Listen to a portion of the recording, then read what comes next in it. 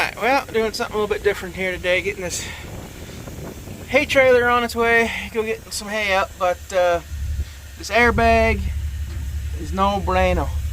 Can't have that. So, gotta take it apart, put the brand new one on, a whole bunch of fun mechanical shit that I love to do. Haven't been doing too much farming content lately, had a lot going on, and it just gets piled and piled on. So, we're gonna get this switched out here. Sometimes on this old crusty stuff, I'm using this little thing. I hate these little propane torches, but instead of carrying the other one up from the shop, because we're up on the hill, not by the house, we're gonna try it with this and then go with it. Bigger torch. I broke off the stud on the old airbag, so we're trying to salvage this nut, and if this don't work, I get to run to town and get one. So yeah, try everything we can do to retain or salvage parts. So get the torch on it. It'll probably come off. Get it red, but that's one thing the propane torches don't do. They don't send enough heat out fast enough to get it done. So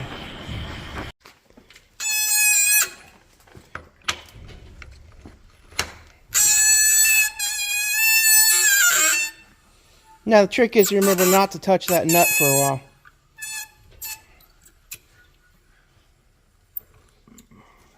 You didn't get it too hot in any one spot. Yeah, you want to spread the heat out evenly across it.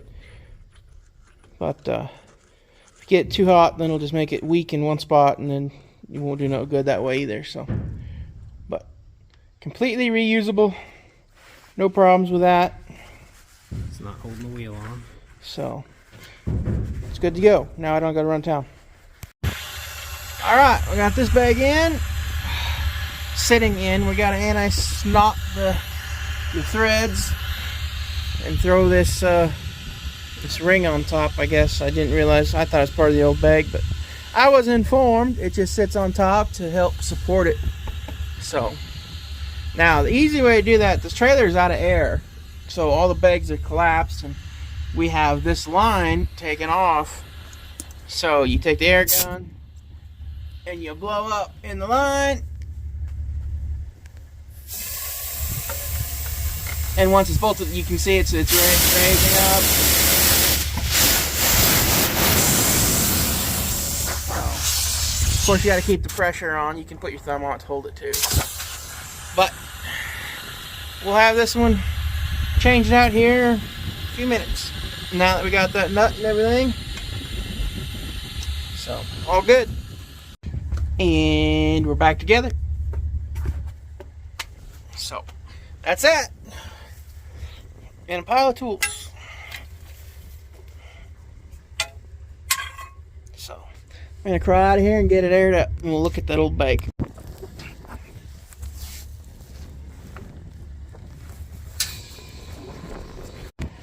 Now we got this one out in sunlight. I can show it a little bit better. You see how dry rotted it is here.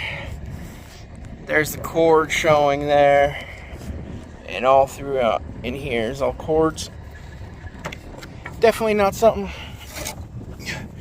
you can be having on your system.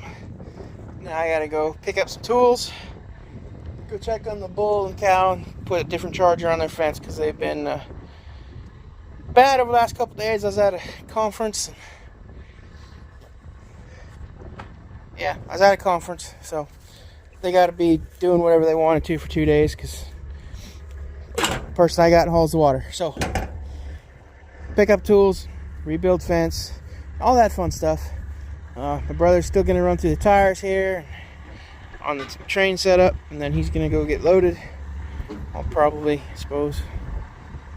might go with him, or I probably got to move the ewes. I don't know, but get this picked up. All right, everybody, getting it out here. Gonna move the sheepers.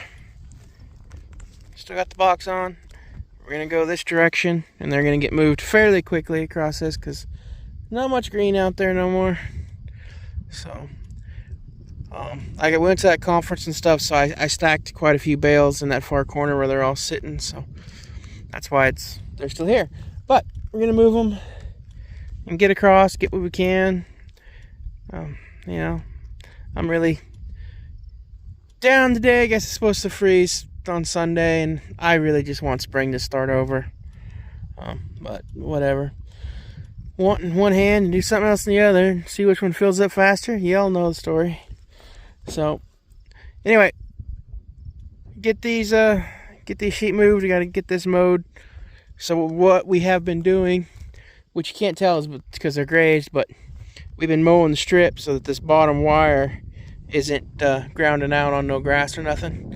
And that seems to work pretty decent, so there's nothing to it but to do it. So, as of late, we've just been letting the sheep free run. When we are in the process of moving them, so that way they can go graze, run around, do what they want to do. It allows me to get the fence built without having them run through it or something. And also it gives the dogs a job when I'm ready to bring the sheep back. So it forces me to use the dog every time to keep their training up. Right now the training is they're supposed to stay close to me and they're not allowed to go to the sheep. So he's actually doing really good with that. But I think he thinks I'm headed to the sheep, so we'll see. I know that there is at least one bale out here in my box that I don't want in here. I need to move it out so that I can feed them. I think it's that one right there. Yeah. Look at Ike. So, anyway, we'll move this bale out of the box, put in the step-ins. It takes me a decent amount of time, really, when I'm out here doing this by myself. That it does take a while, and we're still trying to improve on everything as far as time-wise and the management of getting it all done. But when you graze them like this, it takes time. I don't know. I was at this convention and was talking to a woman that worked for the NRCS. My brother and I have never looked into them, never tried researching the government money, if you will, because we kind of find it hypocritical a little bit that there's been some stories of people that have built up their place and now they're passing it on to their son, but they were able to build it up from what their dad had it, and he's bigger than they ever thought. And yet, in the same sentence, his next response was, and now my son's taking the place over so he can do it all again. That, to me, that bugs me quite heavily. And even at this conference, a lot of the people were on how to be able to borrow money and be able to afford to pay it back, or how, always bring in another partner to borrow money from. Yeah, I would really like my business to go to where you're not borrowing money, but you are the borrower of money. I know that might not make sense to a lot of people, but if we get the ranch where it's built up and it's making money and you have your books, quite frankly, a piece of land comes up and you know that, hey, this is my books over the last 5 years, this is what I bring in for revenue. And if you got, if you keep all books nice and in order and you're making a profit every year, a good profit, there's not a bank around that wouldn't loan you money. So that confuses me. People are like, well, they won't loan me money. well, your business ain't really there yet. So then they say, well, I'm just starting out. Well, yeah, that part sucks. It really does. But I guess that's kind of what the NRCS and FSA and all that was supposed to be for, but I don't know. I can look at it and it's just a bank for generational ranchers. And there's some that know how to play the game. There's other ones that play the game but don't know how. So anyway, me, I guess I'm dumb because I never have not got into playing the game. But the red tape on it, so I asked this woman, she used to work for him, like, well, what's good programs for fencing? They got good programs for fencing, and I really need to put up perimeter fence so I can have more, so it's easier for me to rotationally graze. And her first response is, well, the NRCS don't help pay for perimeter fence. They do interior fence. Well, interior fencing don't do me a whole heck of a lot of good, folks. I mean, I don't want very many interior fences. The thing that would help me be able to graze more is the external fences. Just the one big external fence around the whole place. That's all I'm asking for. I'll figure out the rest in the middle, you know? But I don't know. I'm going to go talk to a few more people that have played the game or have been in the position of the office that knows how the game is played better than most farmers. You know, you go talk to a couple of the retired people that ran those programs and the ins and outs of it, and you'll be a little bit better ahead, I think. So that being said, when we just lease this place, that probably eliminates me from a lot of the things. And then I still struggle with the moral issue of going to the government for money. So, anyway, I gotta keep moving. I gotta get, I got two wires wound up. Now I'm gonna walk down, pick all these posts up, and put the one wire on the ground.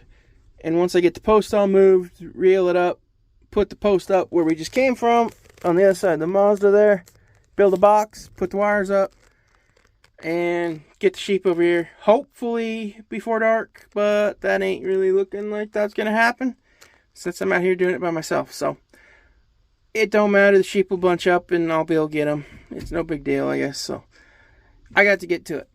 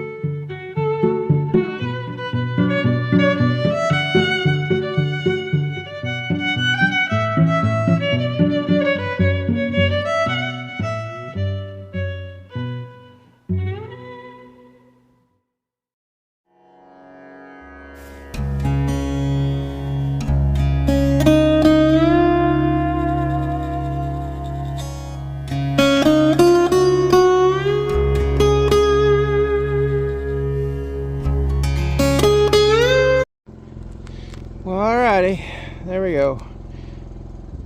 Got them in for the night. Get to do all this again tomorrow.